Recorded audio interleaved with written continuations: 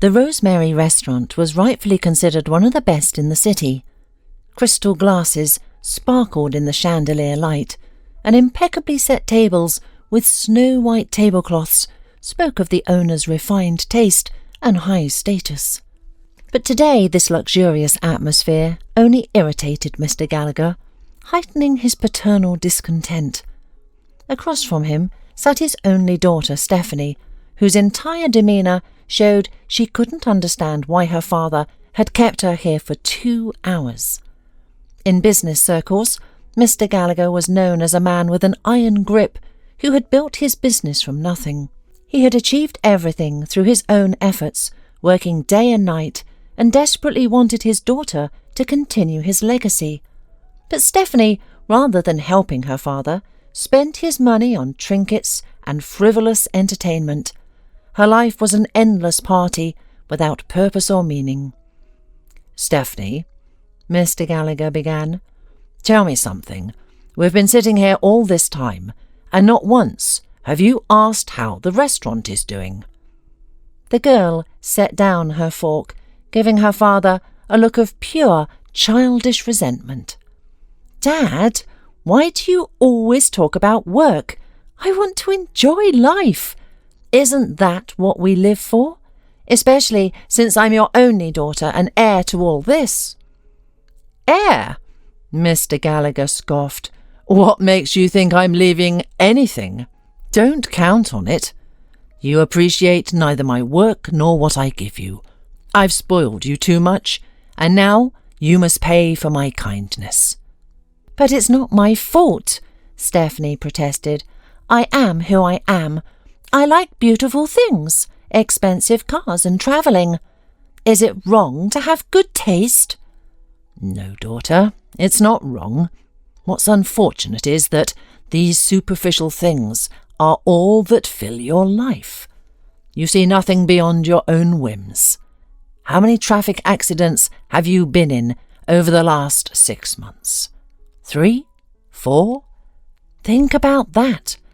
You've sunk 2 motorcycles in the river, just for some photos.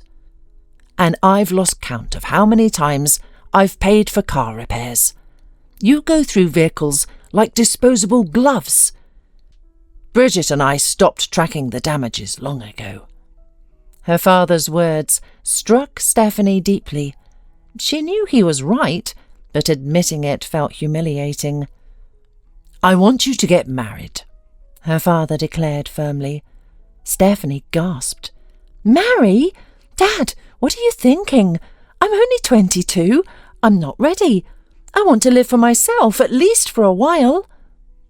"Your wishes don't concern me," Dad cut in. "You need a husband who will teach you responsibility and help you appreciate what you have." "And who's the lucky man?" his daughter asked sarcastically. "I haven't decided yet. The important thing is finding a suitable candidate," Mr. Gallagher replied. "It doesn't matter who he is. It could even be the next person to walk through that door. What matters is that you stop behaving like a spoiled child, and be warned, if you refuse, all your bank cards will be blocked right away." At that moment, a young man entered the restaurant. He wore torn jeans and a shabby shirt of indeterminate colour. An old backpack hung from his shoulders. He looked like a vagrant, missing only a beard. Searching for the receptionist, the stranger asked the doorman quietly, "Is the position for a cleaner or kitchen worker still available?" Seeing him, Mr. Gallagher felt mixed emotions. "It seems we have our first candidate," he said with a smile, looking at Stephanie. "The young man is clearly looking for work, or perhaps something else. What do you think, daughter?" Stephanie was stunned. She realised her father was using this vagrant as leverage to force her onto his chosen path. "Dad," she whispered finally, "why are you doing this to me?" But her father appeared not to hear. "Young man," he addressed the visitor, "did you need something? I'm the owner of this establishment, and this is my daughter, Stephanie." My name is Dave. I'm looking for any work. At this moment, the father noted with satisfaction that Stephanie was regarding Dave with unconcealed contempt. Just what I need, he thought with a smile, while Dave looked around the restaurant hall with genuine interest. You say you need money? The businessman kept speaking with the stranger. Well, it's a normal desire. I've always respected men of character. Here's what we'll do. Starting tomorrow, you'll work in the kitchen as an assistant to my chef, Gregory. Once you get used to the routine, I'll promote you to waiter. Joy flashed in Dave's eyes. Thank you. I won't let you down. You can be sure of that. Mr. Gallagher grinned. We'll see about that. And mind you, I have big plans for you. I won't say anything in advance, but if you show ingenuity and diligence, you'll never sleep on the streets again. At these words, Stephanie couldn't take it any more. She grabbed her purse and ran out of the restaurant, slamming the door. She was walking down the street, oblivious to her surroundings. Taking her cell phone from her purse, she called her friend to share what had happened. Can you imagine what my father's planning? He wants to marry me off. Really? To whom? Stephanie bit her lip painfully, catching the mockery in her friend's voice. You won't believe it.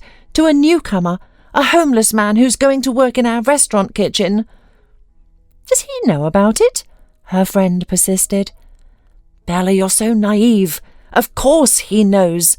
Father must have stayed to speak with him, and I just couldn't stand it any more, so I left. Stephanie said, offended. There was silence on the line for a moment before Bella spoke. Well, if you want my opinion, it's not so strange. Your father has a lot of money. He'll make a prince out of any beggar. As for him being homeless, that's no problem. Just dress him up, fix his hair, and there's your suitor. Stephanie tried to laugh off her friend's words, but the uncomfortable truth stung her heart. After a polite goodbye, she called a taxi and headed home. Meanwhile, different events were unfolding in the restaurant kitchen.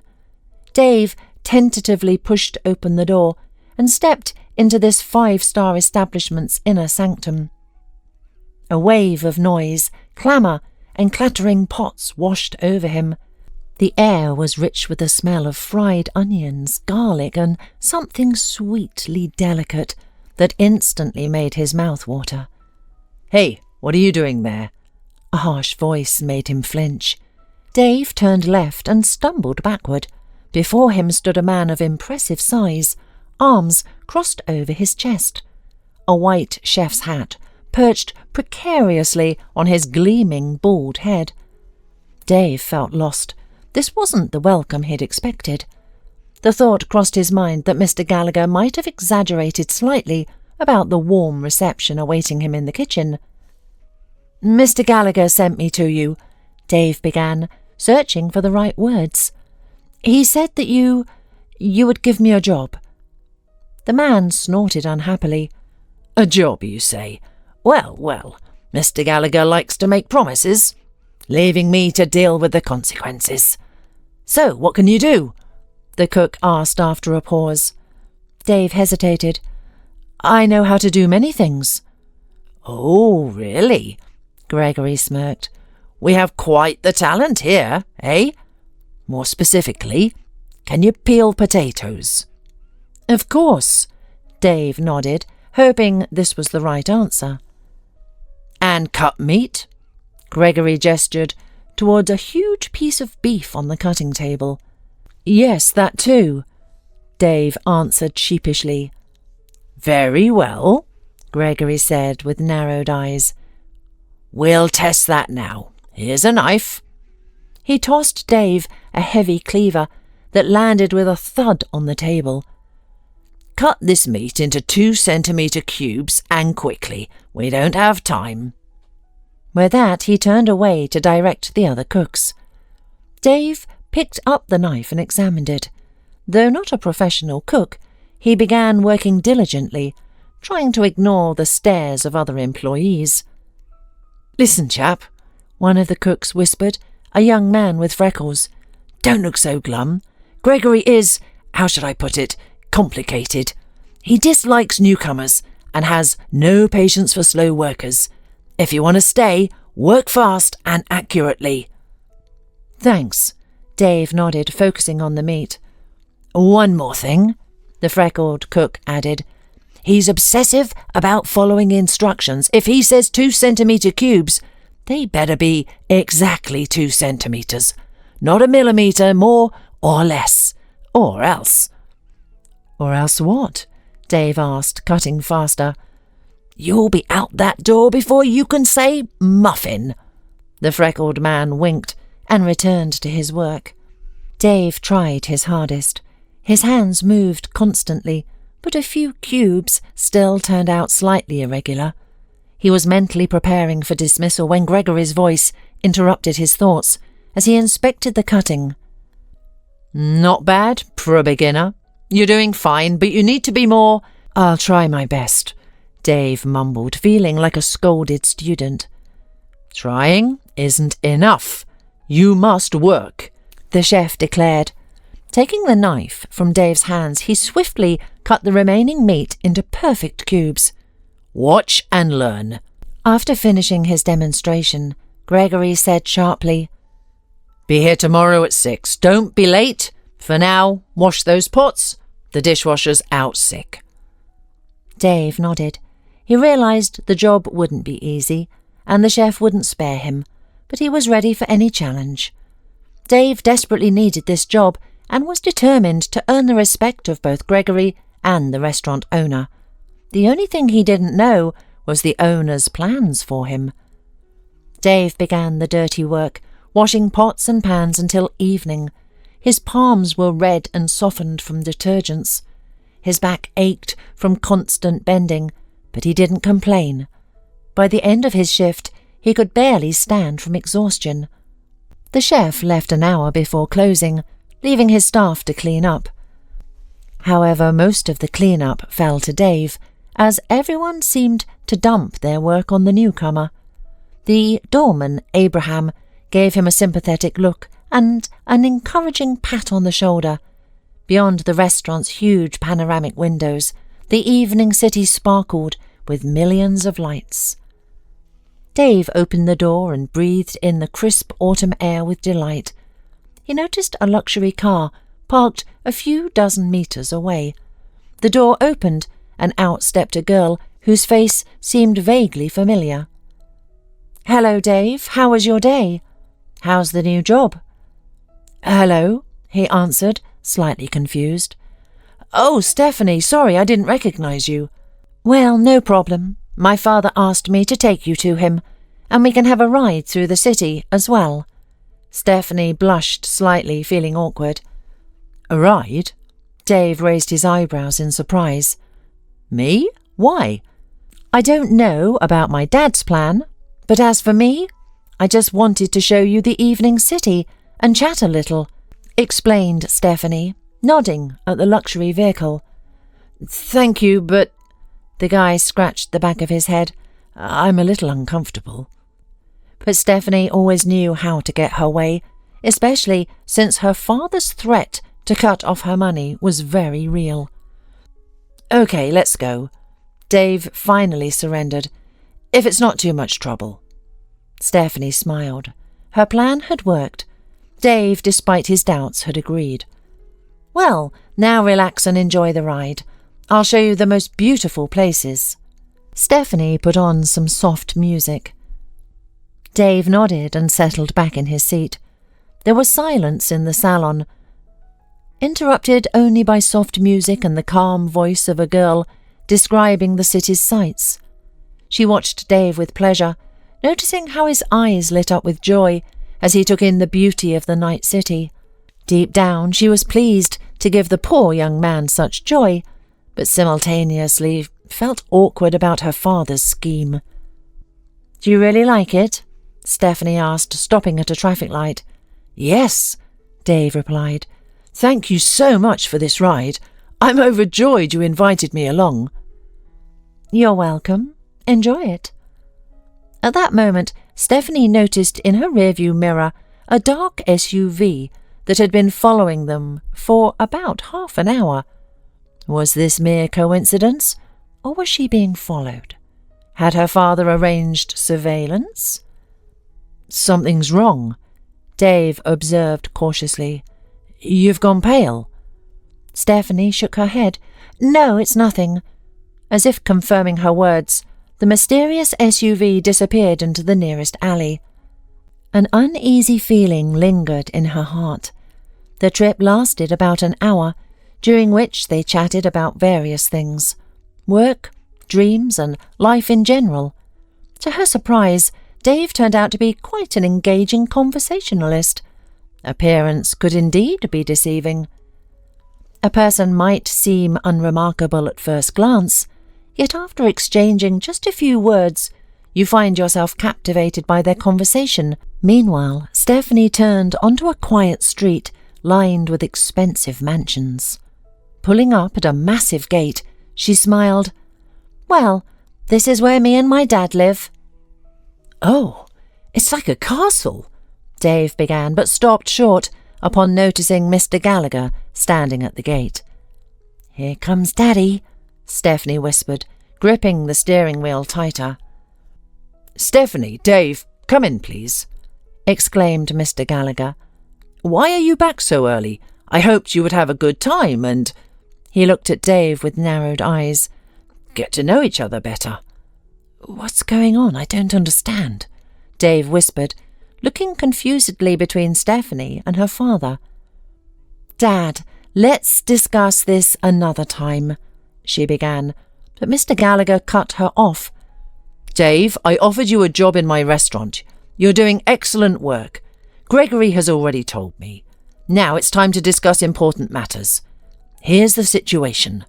Stephanie, my daughter, needs a reliable husband, and I have no doubt you'll make an excellent spouse for her." "What?" Dave was bewildered. "Mr. Gallagher, Don't jump to conclusions. I'm offering you my daughter's hand in marriage," Mr. Gallagher continued, ignoring the young man's confusion.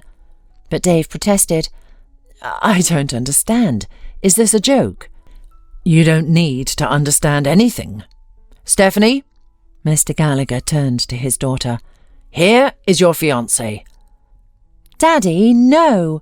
Stephanie cried. "I don't want to marry him. I don't love him." But something in her father's eyes made her fall silent and bite her tongue. A tense pause followed. Dave, glancing at Stephanie, saw in her eyes not only a plea, but something else. Though he couldn't identify that look, it stirred him to speak up. Whatever the consequences, he was a man and couldn't let this girl be treated this way. "Mr. Gallagher, I truly appreciate the offer, but I cannot marry your daughter." "What? What did you say?" the man exclaimed in rage. "I cannot marry a girl who doesn't love me," Dave answered calmly.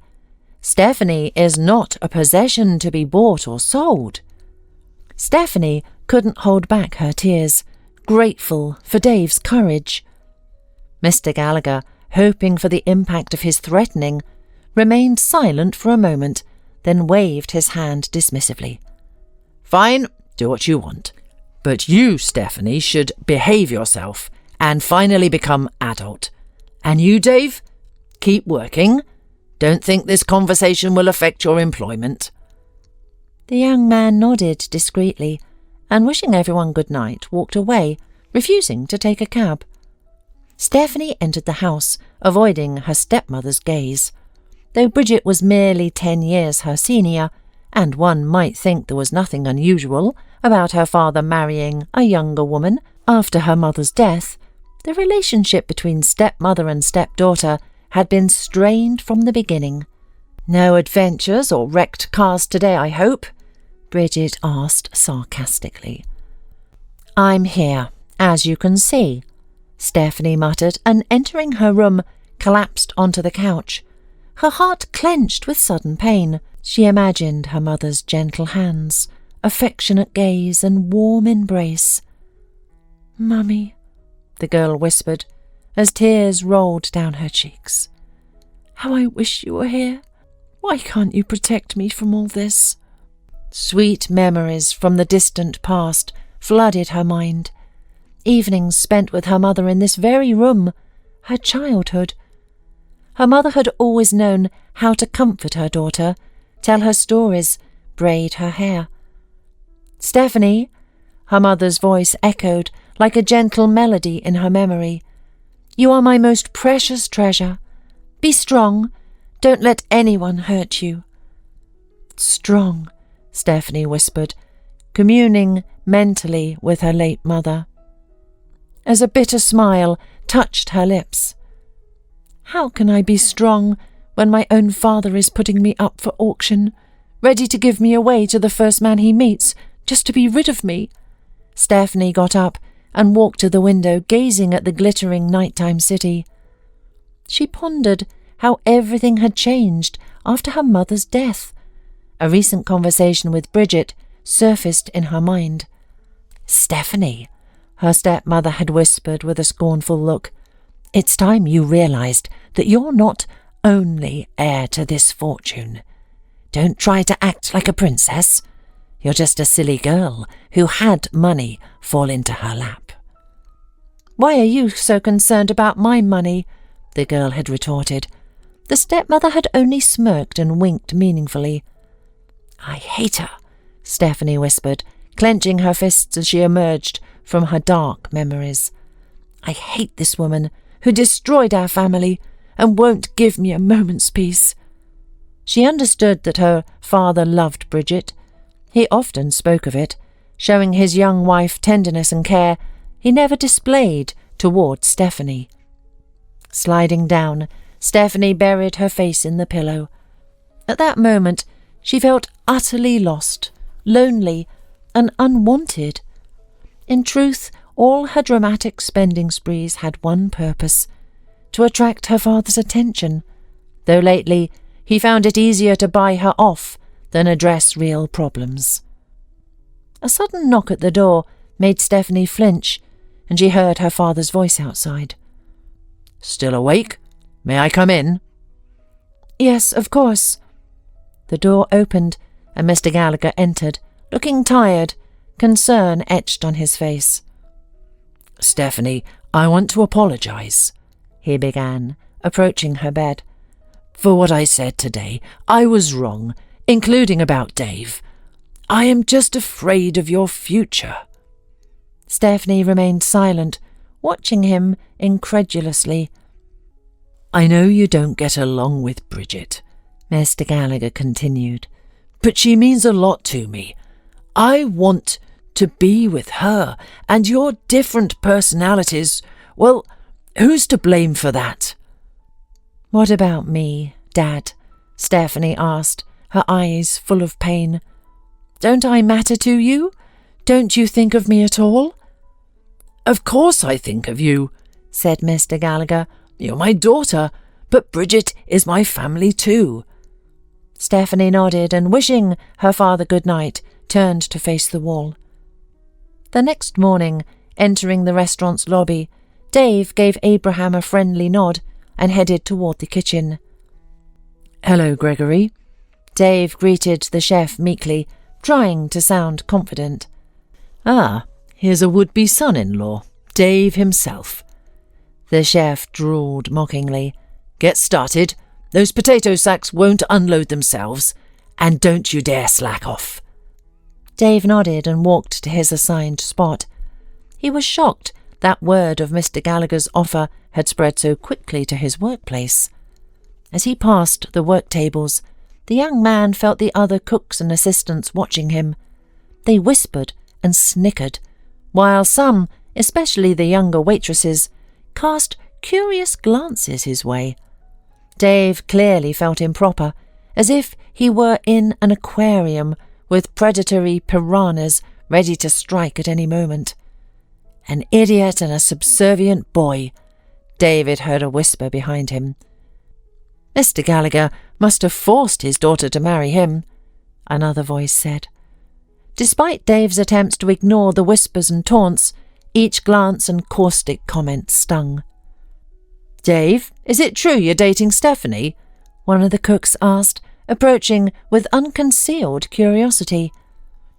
"They say she throws money around like water. What's the real story?" Dave stammered, his cheeks flushing. "Well, I barely know Stephanie. We've only met once," he muttered, looking away. "Don't be modest, lucky boy," the cook said with an apparently friendly smile. "She's loaded. You've hit the jackpot." At lunch, Dave sought refuge outside, avoiding his kitchen colleagues, but even there he found no peace. "Well, look who it is, the son-in-law," came a voice from behind.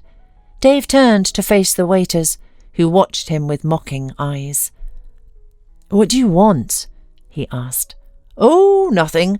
Just imagining your golden future." One stepped forward. "Living with Stephanie is like winning the lottery." "That's none of your business," Dave replied icily. "Hey, we're only joking," the other waiter said, attempting to ease the tension.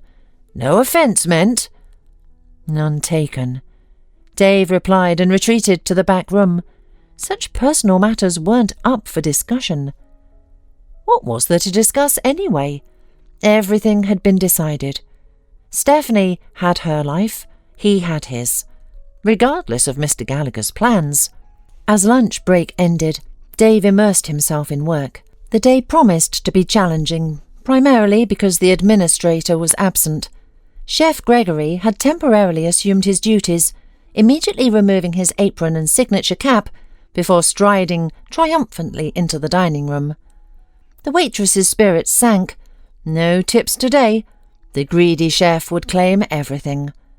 Usually, tips went to those who earned them, but Gregory had different ideas. As evening approached, the restaurant filled with guests. The dining room hummed with conversation, clinking dishes and laughter. Gregory played his role as administrator, seating guests and smiling as if all were normal. Then an elderly woman arrived. She wore a threadbare coat, her hair dishevelled, clutching a worn purse.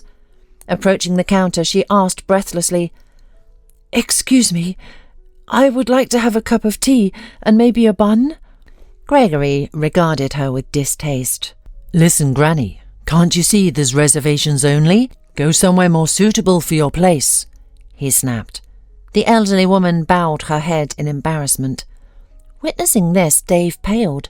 Moved by compassion, he approached the counter. "Gregory, may I take an order for my guest?" Dave asked quietly. "What? Feeling sorry for the old woman? Perhaps you'd like to join her at the table. You expect me to serve her for free?" The chef sneered. "No need, I'll pay myself," Dave said evenly. "Playing the generous benefactor, are you? Since when do you have money for charity?" Gregory said mockingly. 1 week as potential son-in-law, and you're already getting cocky, relying on your father-in-law?"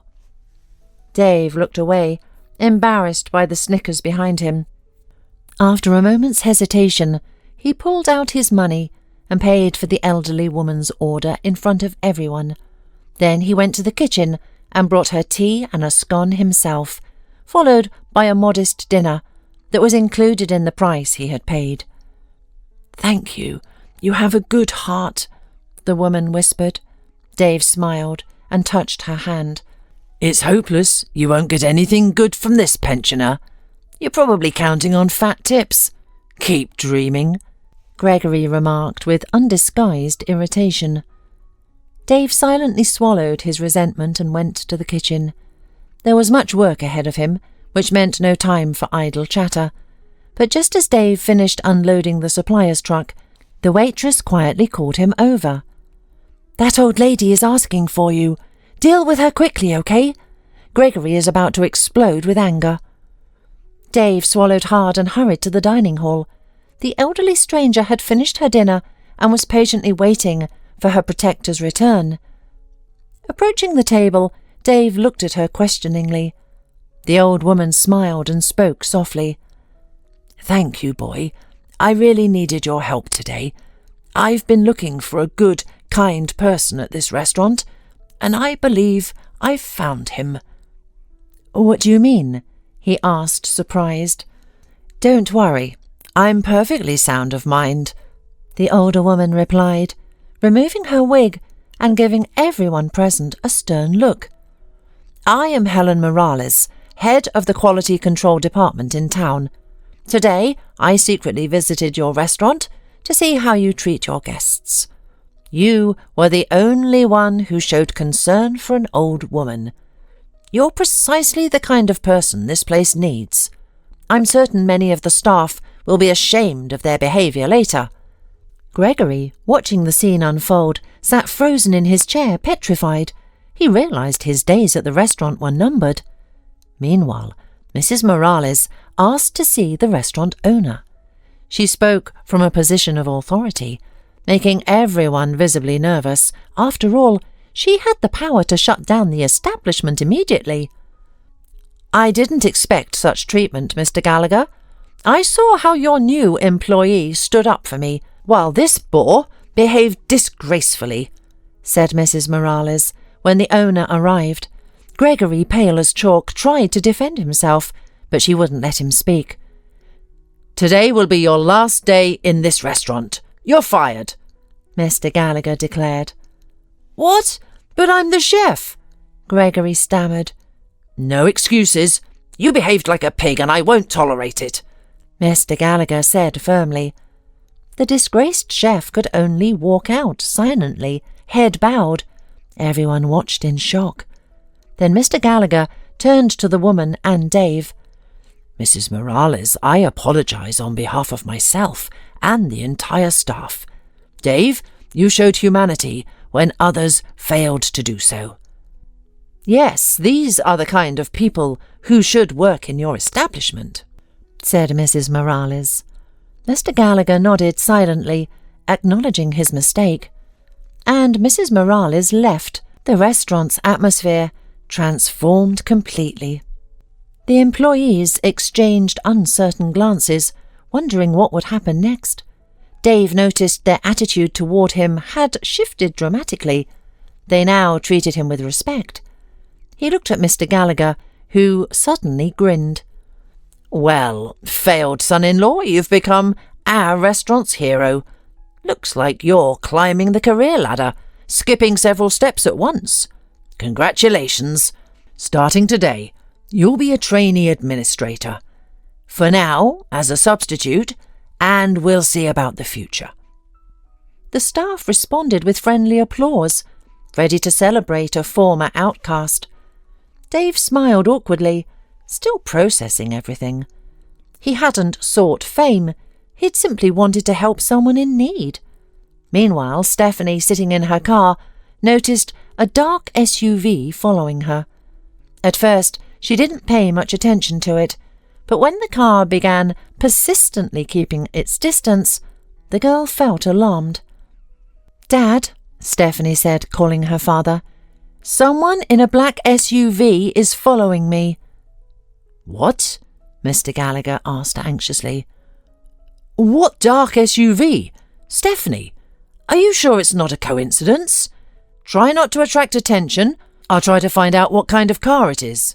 "Okay," his daughter whispered, feeling her anxiety rise. Stephanie circled the city, but no call came from her father.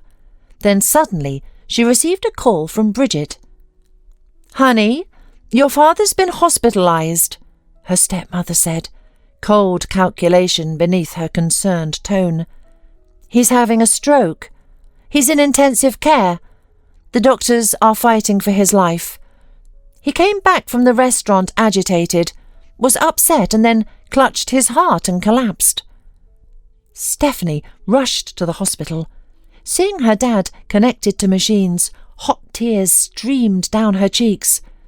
Bridget sat beside the bed, her face blank as marble. She seemed to have awaited this moment, finally getting what she wanted. A ringing silence filled the room, broken only by the faint beeping of machines. Bridget seized the moment and approached her stepdaughter. "Well," she began in a sickeningly sweet voice, "you see, your father hasn't been well lately. This could have happened any time." "What do you mean?" Stephanie whispered, staring at her stepmother in disbelief. "The doctor said it could be hereditary," Bridget explained. "You probably know your grandfather died young too." "Don't you dare say that," Stephanie snapped. "You just want to take over Father's company, his money, everything he owns." Bridget merely shrugged. "Isn't that natural? I'm not a stranger to him. I think Mr. Gallagher wouldn't mind. It's unfortunate he didn't prepare a will. With such a large inheritance, there will be disputes." "Stop acting like he's already dead. He's going to recover," Stephanie declared, fighting back tears. "We'll see," Bridget replied. "We'll see how you run a business when you can't even operate a cash register." With that, the stepmother left, leaving Stephanie alone with her thoughts. At that moment, the girl realized she would have to fight for herself and her future. She was no longer naive. Life had taught her a harsh lesson, and she was ready to fight to the end. Stephanie spent the night worrying about her father, her body trembling at every sound. Finally, good news arrived. The crisis had passed, but she couldn't relax yet. After hastily drinking strong coffee, Stephanie went to the restaurant. To her surprise, Bridget was already there. "Stephanie, dear," Bridget purred, settling into her father's office chair as if it were already hers. "It's time we put things in order there. Your father is a wonderful man, but his health, as we can see, leaves much to be desired, and in my opinion, it's better to sell the restaurant because it affects your father's health in a bad way." Stephanie's fists clenched. "My father created all of this, and I won't let you take it from him." "Don't be dramatic," Bridget smiled. "The law is unforgiving. You can't act without your father's signature, but I can. I have documents proving my contribution to this establishment." "You forged them," Stephanie accused, and Bridget smirked. "Calm down. I'm only protecting our future. You're too young and naive to understand such complex matters." Stephanie stormed out, slamming the door. She needed to act quickly, but who could she trust? Her gaze landed on Dave, standing by the door, as if sensing her distress. "Dave," she called softly, "I need your help." The young man, appointed manager just before Mr. Gallagher's stroke, seemed to have matured overnight. He carried himself with confidence, his eyes showing readiness to assist. "I'll help however I can," he said. "My stepmother is trying to take over the restaurant," the girl said, her voice breaking. "She's forging documents, and I don't know what to do next." "Calm down," Dave said, taking her hand gently. "We'll manage." Dave proved surprisingly resourceful and determined. He quickly assembled a team of local employees, those who remembered Mr. Gallagher's merits and appreciated honest work. The doorman, Abraham, who had become his faithful friend, stood by Stephanie and her father's side. "We must find all the documents proving the restaurant still belongs to Mr. Gallagher," Dave said, gathering everyone in the back rooms. "And we have to prove that Bridget is lying." "We should check the old accounting records," suggested Dave. "That's where all the receipts and supplier contracts are kept." "And," Stephanie added, "we need witnesses to confirm my father's contribution to the business, plus bank statements and testimony from the banker who issued the development loan." Over the following days, everyone worked together to search for documents, locate witnesses, and question former employees. Meanwhile, Bridget could only resort to bribery and intimidation to stop them. But they persisted, fighting not just for themselves, but for Mr. Gallagher, who lay in a coma. "You're a liar and vile schemer, and you want to steal what isn't yours," Stephanie declared, bursting into the office. "You're just a little girl who doesn't understand how the world works," Bridget sneered. Dave, who came in after Stephanie, held a folder of documents. "Here's the evidence confirming Stephanie and her father's rightful ownership of this restaurant," he said, looking at Bridget with disdain. "We also have witnesses ready to testify that you personally forged the ownership documents." Bridget leapt from her chair. "That's all lies. Your documents are worthless." "Well, fine. Let police sort this out," Stephanie said, and horror spread across Bridget's face at the realization that she had lost. She turned to leave without another word, but at the doorway she encountered Abraham, wearing a mysterious smile. "Mr. Gallagher has regained consciousness," the doorkeeper informed. At that moment, Stephanie rushed from the office, filled with hope, feeling life's colours and meaning returning. The journey to the clinic felt endless. Fragments of recent days flashed through her mind. The arguments with her father, Dave's strange story, and sudden appointment as manager, the suspicious SUV following her, and finally her father's stroke. In the intensive care unit where Mr. Gallagher lay, silence reigned amid dimmed lights and the sterile smell of medicine and equipment. Stephanie approached her father's bed, barely containing her tears. "Daddy, can you hear me?" Mr. Gallagher's eyes slowly opened. To Stephanie's surprise, she noticed relief and something like joy in his eyes. "Stephanie," he whispered with a smile. "My girl." She leaned over the bed. "Daddy, honey, I was so scared." "It's okay. Thanks to the doctors," the man said in a weak but confident voice. "I found out who was following you, but didn't have time to warn you." Stephanie froze, intuitively feeling that her father was about to say something important. "They were my companions' men from the time of my youth," Mr. Gallagher continued, pausing between words. "His name is Paul Mitchell, and now he is the big shot in town."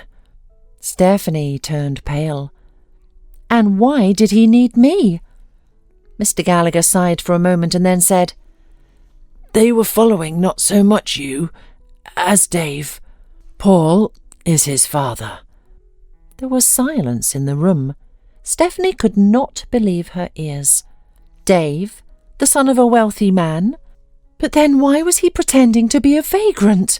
She whispered, unable to contain her surprise. Mr. Gallagher smiled weakly. "Dave made a bet with his father that he could find a job without his connections, and I, unknowingly, became part of their game. I'm sorry, Stephanie. I really didn't know that Dave wasn't who he claimed to be. We hadn't spoken to Paul for 10 years. We had our differences. And Bridget never liked him much." At that moment, Dave approached. He looked at Stephanie with tenderness and anxiety.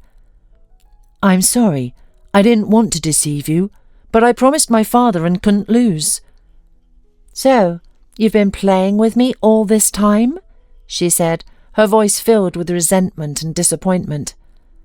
"Believe me, I didn't mean to hurt you. I fell in love with you. It's true." Sensing the tension in the ward, Mr. Gallagher spoke up.